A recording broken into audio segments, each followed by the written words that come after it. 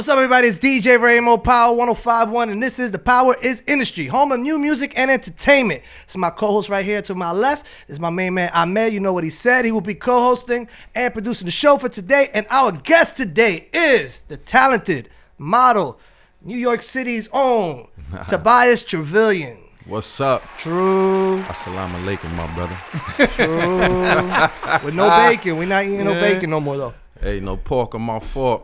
Okay. That's that Queen stunt right there. I don't know. I might have to take that car. You've been in Jersey a long time, man. Yeah, man. You know, I was thinking about it. You know, I think about like my times that, you know, I grew up, you know, my teenage years and stuff, my whole entire life in New York and Queens and stuff. But now I think about me as a young adult, you know, from 25 until, and those are very impressionable years. And I spent that time in the Jersey side of things. Mm-hmm. And you know, all of it has really made me into who I am. So, right. You know, I embrace it all. You know how they say it ain't where you from, it's where you at. Ooh. Do you see yourself going to LA? Because I feel like all you actors run to LA. Yeah, I mean, I spend time in LA, Atlanta, Chicago. You know, okay. You got to hit all the markets. It's not going to come to you, so you got to go to it. Gotta go get it. Yeah. What is the distinctive difference between living in New York and living in LA? What did you find to be more of a culture shock to you when you went out there? Between New York and LA? Yeah. I mean, New York, we have flavor. You know, I think, you know, when I think about when I want to cross, you know, we cross the street wherever we want to. Right. You know, wait. You know, it's like, you know, it's weird when you even just doing stuff like that. I think it's also the people, you know. So wait, you can't just cross the street in LA? Nah. You gotta wait for the light? Jail. People look at you. Put your foot on the street. Once you step off the sidewalk, all the cars got to stop. No matter where you are, cars will stop because they get the pedestrian has the right of way. Well, I'm going to jail. They got the right of way in New York too. Yeah, but we don't care. It's different. You got the right to be hit. Yeah, so you know it's that. You know, then LA, it's a beautiful place. You could be in the beach during the day, and you could be skiing during the day and at the beach at night. You know, you're talking about the landscapes. But then, you know, it's just that city vibe, man. You know, I can't never escape that. You know, the hustle and the bustle. You know, the New York second. We don't wait. So, you know, completely I think it's a give and take. You got mommy on one side, you got daddy on the other side. You got to massage them both. Right. So, I mean, you've been in a lot of stuff. You know, yeah. let's walk through it. I remember you. One of your biggest things was Empire, right? Yeah. Mm-hmm. Let's talk about that. What was that like? How'd you get on Empire? Oh man, Empire. You know, the crazy story, the full story. Well, you know, I was kind of having the blues. I was like going around and you know, working on this project. I'm traveling down to DC, and I remember coming home and, you know, paid all my bills, and I was like, damn, you know, I'm still broke. I'm like, what the hell? But all my bills was paid, and I'm one of the founders of the Youth Newark International Film Festival in Newark, New Jersey. Mm-hmm. And at that time, it was still in the developmental, you know, stages. Mm-hmm. And they needed me to like, you know, to put some things together. So I said, you know what, let me put this stuff together for the youth portion of the film festival. And I had finished it. I spent all day on it. And then I went to, I said, you know what, let me go to the gym. You know, it's just trying to keep the ship rolling and stuff. And I remember going to the gym, and then I came out of the gym, I had a message. You know, I had a message from, I don't want to say any names, but I had a message from a particular writer on the show. And they were saying that they knew my career and they had seen my work, and they thought that I would be great for this role. Mm-hmm. So they had told me about it. And then later on down the line, like a couple weeks later, you know, the role had came up, and they offered a role to me.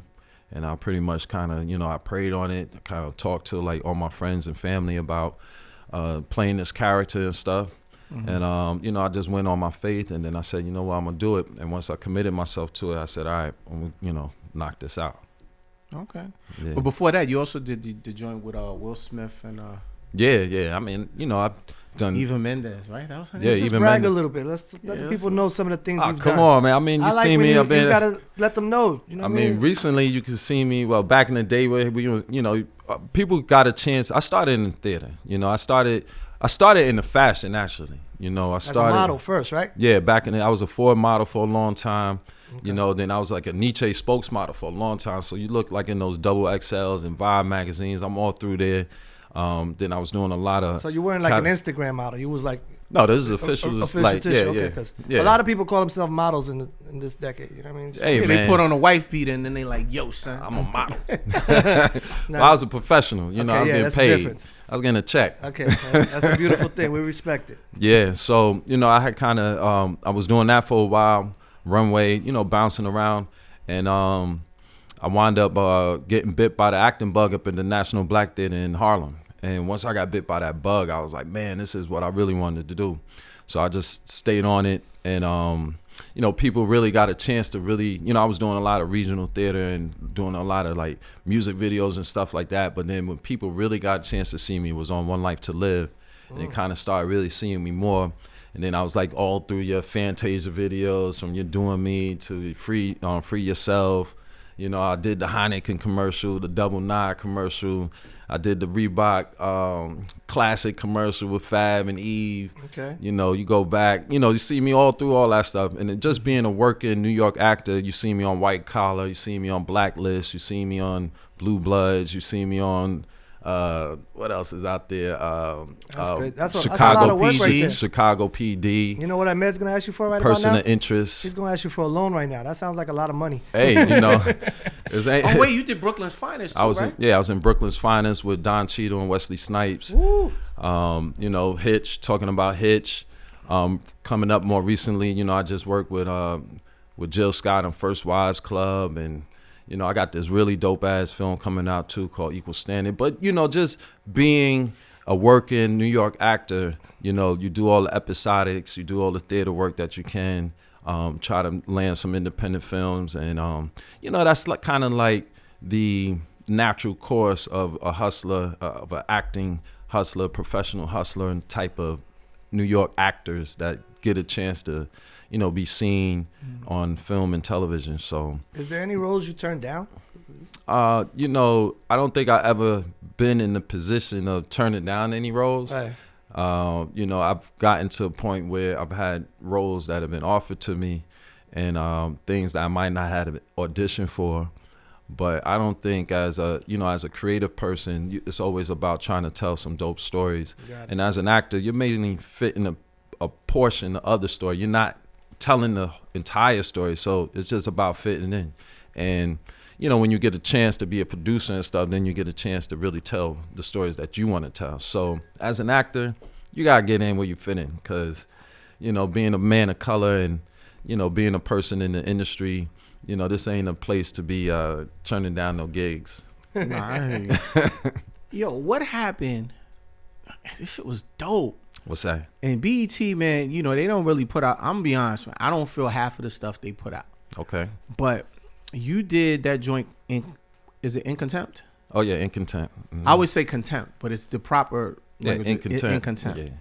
Yo, that was dope. It was the Lost Show. What happened with that? Yo, that was. Y'all did the first season. It was phenomenal. I was waiting for the second season. Yeah, the people, everybody's looking for that, and you know, the powers to be there and bring it back. But it was an amazing ride. Erica Ash, my boy, Christian is on there.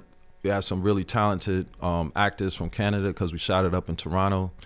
And it was dope. You know, we brought real life, because normal times you follow a legal drama, you follow the side of the prosecution. This was the side of defense. So, you know, got a real chance to see how people fall through the cracks, right. How, you know, systemic racism and all this stuff affects people, and how, you know, how people feel and live, you know, that are being affected by this. I always forget her name. She is beautiful. Who you talking about, Erica Ash? Yeah, Erica Ash. Yeah, she gorgeous. Because you know what I remember her from? Too. I remember her from the what was it? The joint that LeBron did. Yeah. The Survivor's Remorse. Survivor's Remorse. Yeah. And when I saw her on there, I was like, yo. Yeah. I was tight.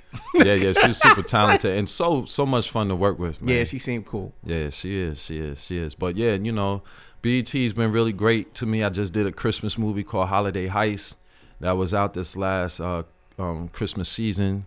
People were loving that. You know, I just did First Wives Club with Jill Scott. This is the second season? No, this is the first season. We just got renewed for a second season. That's what I'm saying. Are you shoot your guys? We haven't started shooting yet, so we're just kind of sitting back and seeing how Jill's gonna work out a schedule and how the people gonna pick it up. But that's been great. Right now I'm on Tyler Perry's new show, Sistas. I got a recurring role on there. You on Sistas? Yeah. I just appeared on the show last week, so I got a recurring role on there. So BET, So I'm just gonna say, man. What's that? Tyler Perry, dope guy. Yeah. But sometimes he makes stuff that I don't understand. Yeah.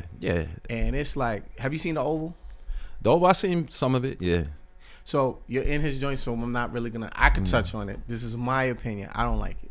Yeah. I think that he should have got just a bunch of different actors in there.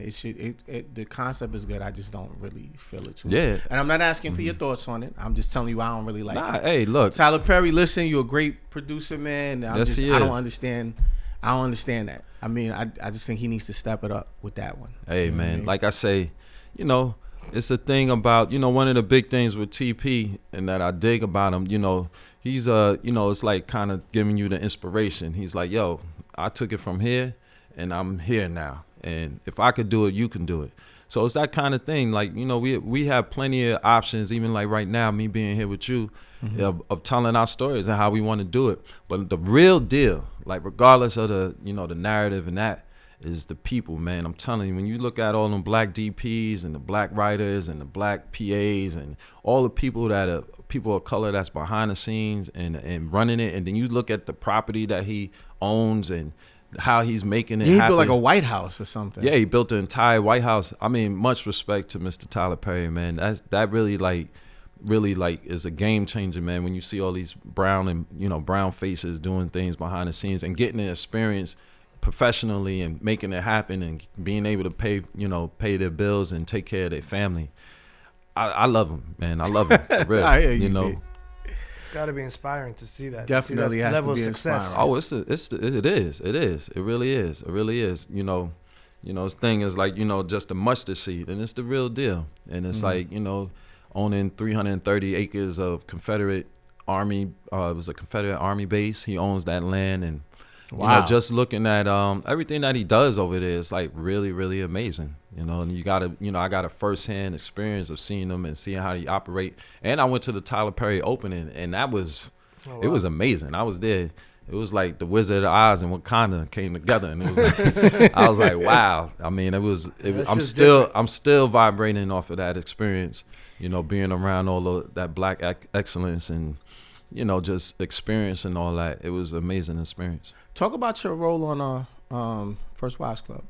Yeah, First Wives Club. I play a like music how'd you producer. get on it, and like let's talk about. I went through with that normal audition process. They brought me in for one role, didn't like me for that role. I think it was Malik Yoba's role, and they brought me back for another character, and then they liked me for that role. They gave me the job, but showing up every day working with Jill Scott, it was amazing. It's like every day, just absorbing that energy and just figuring out what cosmos we're going to travel to this day, because we'll talk about, health and awareness and spirituality and music. And just listening to her and vibing with her was amazing. She's such a, you think you really know her from the music, but then when you get around her, she's just as down to earth as the person that we know through the music. Every few times I had to check myself, because I was like, I get a little too comfortable. I'm like, damn, oh wait, hold on, it's Jill Scott. Let me be easy, But she was wonderful to work with. Everybody in First Wives Club, Tracy Oliver and Ryan Rico and Mark Tallman and all the ladies. It was a great time. It was a great time. Told some great stories, and I think a lot of people are hitting me up all the time saying, yo, is that show coming back? When's it coming back? I loved it. I loved you on that show. And Khalil, I played a music producer. It was really in support of Hazel, played by Jill Scott. It was her, supporting her career as a singer and as an artist.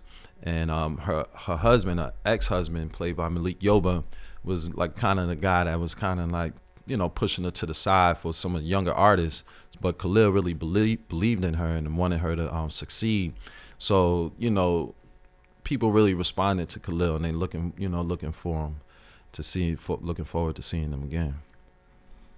Yeah, you have go ahead. I have a question. Have you ever spoke to Jill Scott about that performance with the microphone on Oh stage? man, I think I spoke to her about that with just my eyes. You never had a conversation about that? Because that was kind of interesting. I think with just the eyes. I think we said a lot with just the eyes without having really to verbalize it. It just was like, okay. Yeah. It's like, I see you. I see me. you. See your work. Yeah. But she don't hold back at all. She'll, Yeah, I see. She don't play, and she, keeps it 100, and she's super authentic. So, anything that she does, she means it. Definitely. Yeah. That's what's up. That man. mic work. We love you, baby. Have you, outside of TV and film, have you explored music on your own? Music? Nah. I mean, I was a music major back in high school and stuff like that. That was kind of what got me into the school that I went to. But I love music. I'm a big fan of music. But no buts. God didn't give me the voice. The singing voice. when did you realize you ain't had a voice? Early on. What happened? Early on. Was there something that happened? I know. Come on, you got to give me something you ain't give nobody else. But Come my on. main man, Walt, I remember, growing up in the 90s, and Jodeci was like the joint. And, this cat would be singing Jodeci and shit. And we looking at this dude like, come on, man, you really singing? Like, get out of here. And he was like, come on, man, you could do it. You could sing. Like, come on, man, I ain't singing, man. Get out of here. I ain't doing that. But he used to be singing, back in the day when Jodeci was hot. I remember, come and talk. People would be singing the lyrics and stuff. But I knew I wasn't no singer, man. I was an athlete. And, singing wasn't my thing. That was definitely not my thing. If anything was an instrument, maybe like the sax or something like that. He's too cool for that. He was Yeah, cool yeah. jazz player type swag. Yeah, You see what I'm yeah. saying? I grew up in my grandmother's house, and my uncle, just passed away. He was a bass player, and I remember hearing him. He grew, he lived with my grandmother, and I remember hearing him, spanks. When I was younger, and I would boom, bang, skank, and I was like, damn, I used to love that bass. And then I didn't really realize it until I was older. I was like, I probably love the bass because of this cat right here. And I didn't really like my uncle that much because we used to always have riffs in our house and stuff. But now I look back on it, and I was like, man, you know what? I probably like the bass because of him. And and then when I really listened to my heart, I was like, yeah, you like the bass because of your uncle. Right. And I was like, wow, all right, you got that, But yeah, man, I love music, man. Every Saturday I clean my house to classic soul. It's something that levels me off. It brings me back to one. It's a must do for me to have my music. If I don't have my music, I wouldn't be able to do what I do at all. Right. Music is important. I always feel like music it'll keep that little engine pushing. And Yeah. sometimes that music will just, the beat of it will just keep that momentum going. Like, Yeah, if it's man. too quiet, I don't feel like doing anything. Yeah, music's always on in my house. It's always on. Yeah. Always on. Not me. I hate all that R&B shit, man. Yeah. R&B niggas, man. They can get anybody they want, no matter what they look like. They Yeah. sing that shit. Come and talk. It can be ugly as hell. Exactly. And they walk out with the girl. You know what I Yeah. mean? But I see cats lay it I don't out there, care, man. man. I see cats lay it out there. I'm hating right now, Yeah, son. yeah, I'm saying? and, they got that. Try They that got shit on the train. Yeah, try that shit on the train. Yeah. What else you got going on? What's in the future for you? What's 2020 looking for? Yo, man, I don't know if you guys seen this movie trailer of mine yet. Equal Standard, though. Have y'all seen it? I heard about it. It's Where's Tretch it at? is Where can we see it Yeah, at? Tretch is in it. Ice-T's in it. Okay. My girl, Selena Johnson, is in it. I'm in it. It's an amazing film. I'm really, really, really looking forward to people seeing this project. Everybody that's listening to right now, go out and Where can they Google. find it? Well, right now the trailer's just out on Okay. YouTube. We're at like over 10 million hits in like about a month's time between Twitter and Facebook. It's being shared all over the place. Everywhere I'm going, people are asking me about this project. And the project is really, really good, man. I can't wait for people to see that. And once again, I got like 10 episodes on Sistas, so people will be seeing me this spring. I just did a film with Kristen Stewart and Anthony Mackie. They just called it Seaberg. That's coming out. That's coming out this spring, so you'll be able to see me there. And then from then, I'm always doing work inside Newark with the Yeah, explain to us about that. I'm from Newark. I want to know what's going on in Newark. Yeah. I mean, a lot is happening in Newark, but it's always about pushing the culture forward. Not to mention, I do a lot of health awareness stuff. I went completely plant-based. I went completely Before you go about the plant-based though, what we doing in Newark? You doing stuff with kids? Newark, yeah. We, my dear brother, Ronnie Gilbert passed away a couple years ago, and he had a program called Yendor. Okay. And Yendor is an art program that was taking inner city kids from Newark and bringing them up to Drew University, which is a liberal arts college. And when they would go there, they would take on, theater. They would learn drama. They would learn lighting. They would learn sound, set design, everything, and perform. They would write, and then they would perform. So that's why we got to find the interns. We got to go there. Yeah. There's plenty of stuff that's going on there. There's a lot of artists in the city of Newark. A lot of art initiatives that are happening, and it's just always about, I do my on-camera class down there. Oh, nice. Right now, recently, I just employed one of my old athletes as an assistant.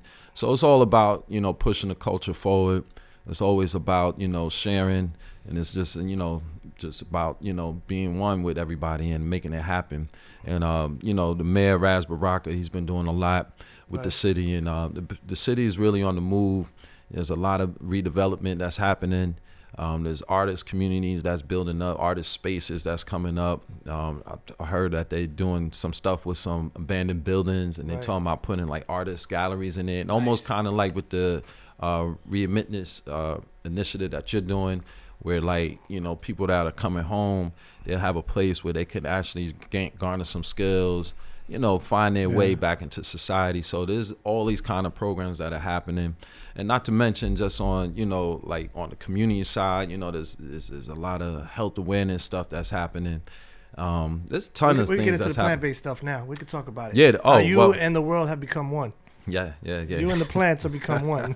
Yeah, man. Hey, I went. Wait, is that the stuff where you don't eat steak no more? Yeah, man. You mean so you eating plants instead of steaks? Hey, man, it's not really life. Plants. It's just anything that's everything natural, man. It's like natural. Being a rice. Everything, if it don't come from the ground, then I really try not to mess with it. Basically, it can't come out of a box or a can. Yeah. What you mean? I like steak. Steak. The cow eats the grass, which is from the ground. So it should be good for you. Then we chop him up. Then we chop. Then get my centerpiece. That's right. And then we slice the cow's neck. The cow goes in shock. Look. I just want to order my burger. I don't want to go into the kitchen and watch y'all do it, man. Like, listen, B. Yeah, but all my steak lovers, we still here, baby. Nah, I feel you. Hey, look, I'm an excellent cook. That's another thing people probably don't know about me, but I'm a really great cook. And when I was on the other side, man, from my lamb chops, from my salmon, to my turkey burgers, to my buffalo wings on Sunday, I would throw down. But on this side, I got a lot of recipes that I've been doing. I've been doing some vegan plant pop-ups that I've been helping people with their transition. And my thing is, I don't like to be preachy. Right. I think, you could do what works best for you. But I do believe like at least 2 or 3 times a year that everybody should do some sort of fast. What I mean? Do some sort of water fast for 10, 12 days. Give your body, your organs a rest.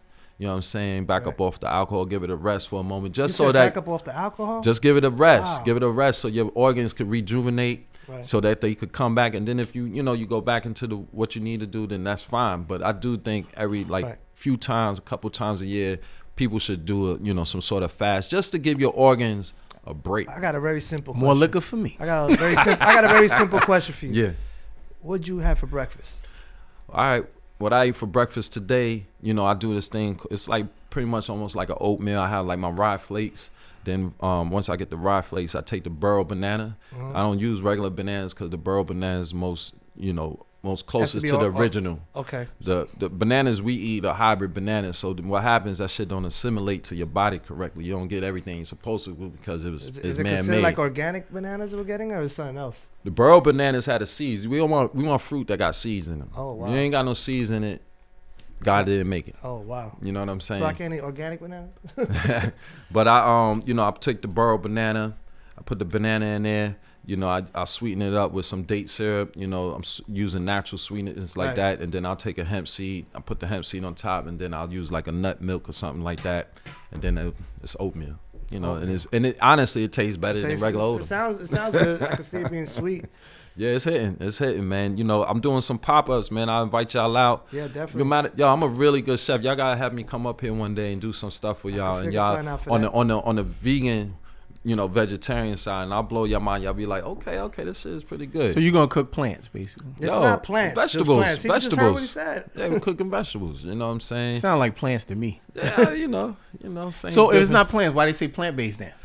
Yeah, well, you know, they say, you know, just because you're vegan don't mean you're healthy. You know what I'm saying? People like so wait, like you to throw that so you can be around. vegan and not healthy? Yeah, man, there's still a lot of processed stuff. So what's the out point there. of being vegan then? Point of being healthy is to be on point. People like to, you know, ride on stuff and they want to say, "Oh, I'm vegan this, vegan that," but they're not really getting to the core of what the issue is, and they dancing around it. So when I pour the cranberry with my Hennessy, am I like getting closer to being vegan? It might be organic. I don't know, vegan. It's grapes. They There's said grapes in the they Hennessy. said don't have seed cranberries? No, but the Hennessy has grapes. We're almost there. Yeah. Okay, so And the grapes have seeds. You said anything with seeds is healthy. So Hello? Yo, Hennessy, I need a check. I'm really trying here. You hear that, Henny? We need a check. But yeah, man, yo, it's all about pushing the culture forward, man. Yeah. That's all it's about, man. And it's about, you know, awareness. You know, they say knowledge is power, man. If you ain't got the knowledge and someone's sharing you the knowledge, then, you know, what you do with it after that is on you. It's on you. You know, so that's all. So on the hip hop side, because you Yeah. are from Queens, Of course. Nicki Minaj is from Queens. Mm-hmm. Have you been following the whole Nicki Minaj Meek Mills thing? Yeah, I mean, you mean So what lately? what are your thoughts about, you know, them airing it out, everything, you know, how, you know, what are your Look, thoughts man, about I feel that? like Meek, Like, do really- you think what Meek did was foul? hey, you Like know, talking about her brother, or like, you know what I mean? Hey, you look, feel he had to go there? some, Like, what you I think think? I think everybody's a little extra sensitive these days. You know, you can't say nothing. You can't be who you are without hurting somebody's feelings. And you know, being around and seeing how, you know, Meek moves and just being a fan to him, you know, I feel like he don't want any parts of that no more. He's trying to like move on with his life, but it's like this thing that keeps stirring up. You know, I think, you know, people need to return to back in the day, man, and, you know, tuck their feelings away and just, you know, have a laugh. Like, what's wrong with the folks nowadays, man? You can't say nothing to anybody. Everyone all sensitive. too much social media. Too much. Social media is not your therapy. It's not your friend either. Stay away from it when you're in them situations. Yeah, man. You know, when in doubt, leave it out. Like, look, man, it's all about pushing this culture forward, man, and, you know, spreading the wealth and letting people live. And there's too much stuff that we need to get done while the smoke screen is happening, and we worrying about the, you know, about the bullshit. It's like, yo, let's go. Yeah. So, you know, we could get Meek and Nas to come together and do something fly for the community. People will show up for that, man. People will be there for that, you know. So. And then we're gonna feed them, like, you know. Yeah, man. That's healthy what I'm food. saying, man. You're gonna give them plants. We're gonna give them plants. That's what you want. Word up, We like man. it though. We like it. We appreciate you, man. Yeah, man. I always love coming up here, man. You know, y'all doing the damn thing, and you know, it's always a good time, man. Anytime y'all need me, I see you got that old school bomb over there, though. Oh yeah. I be in my '90s flow sometimes. I see yeah. that, cat. I need one of them. But yeah, I love it up here, man. I always enjoy hanging out with y'all. So before you know, because I know you got a lot of stuff that you got to go film and do your thing, because you working like crazy. Mm-hmm. The movie Equal Standards. I want to quote it right. So you play a detective. You play a police officer, undercover cop. On it, Chris Jones. That's me. And you made a comment on it, on police shooting as another black man dead in the 20s due to training and lack of accountability. Right. So, even though I know that's in the movie, growing up in New York City, what is your thoughts about, you know, the interactions with young black men and police to this date?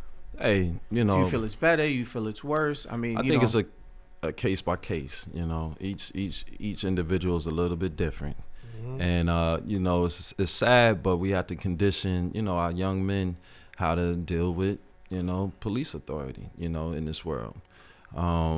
You know, that particular line was coming from the detective, Chris Johnson, who's, you know, a family man.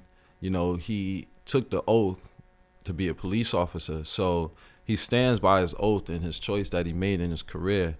So when, he's looking at what's happening in the world.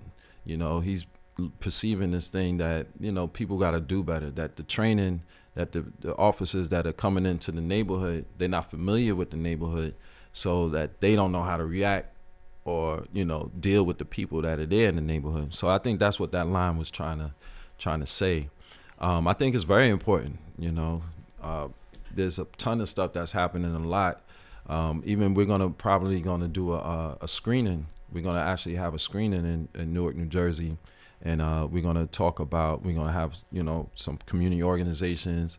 We're gonna have the police department. We're gonna have people from the community in there, and we're gonna open up the dialogue. Is anything perfect? Nah. You know, we live in America, so it's not perfect at all. You know, but it needs to be fixed, and the only way it can be fixed is by being honest, like, and addressing. You know, we got to stop sweeping this stuff under the rug and saying everything's perfect, and you know, talk about it, have some real dialogue, and you know, I know this project is going to do that. I can't wait for everybody to see it, and if you haven't, please check out that trailer, Equal Standard. It's really dope. We're gonna check it out. Yeah. That's what it is. You know what? We should go to a clip right now so the people can see. All right, let's do that. That was great. Good. Yeah. So that's what's up, man. You seen the clip? Make sure you actually go check it out, baby. Check it out. Yeah, we're gonna have a release date really soon. Everyone's been asking for it, and yeah, man. Yeah, I'm hoping that this, you know, as for my acting career, I'm hoping that this really, you know, catapults me into another space where I can do more work and, you know, push it forward. You got to give everybody your social media where they can find you. You got to make sure we can all follow you and know all your projects as they're going along. Yeah, well, you know, it's basically my name, Tobias Truvillion, on all formats, platforms. You got your Instagram, you got your Twitter, Facebook. It's all the you know, same. Too grown for that Snapchat. Right. But yeah, we're gonna make you a small page. True. True. A bunch of use. Yeah, and not to mention, you know, go to True to the Core. I got this mantra called True to the Core, and True to the Core. I have a health awareness page on IG, and it's all about health, fitness, what we're eating, what we're digesting in our brain, and the whole mantra, the True to the Core, is that, you know, you always check in with yourself first before you make any decision. You know, any decision, being business or whatever, you need to check in with yourself first. You got to be a little bit selfish and check in and see if this goes in alignment with what I need to do. So always, you know, by any means necessary, stay true to your core. I just followed you. True to the core. Yeah, True to the Core. Make sure you check that out. Yeah, True to the Core. Some good meals on here, go too. Go to truetothecore.com. Cop yourself a True to the Core t-shirt, you know. Yeah. Students selling shirts, hey, selling you know, plants. Hey, man. My ladies is up on here with no shirt. Hey, you know, peace to the ladies out there. You know, always feel the love from y'all, and I love y'all. Right back to my sisters, for real. But and make sure to check out BET Sistas. Yeah, BET Sistas. Is that what day is that? That's every Wednesday, 9 o'clock. BET. Equal Standards hitting.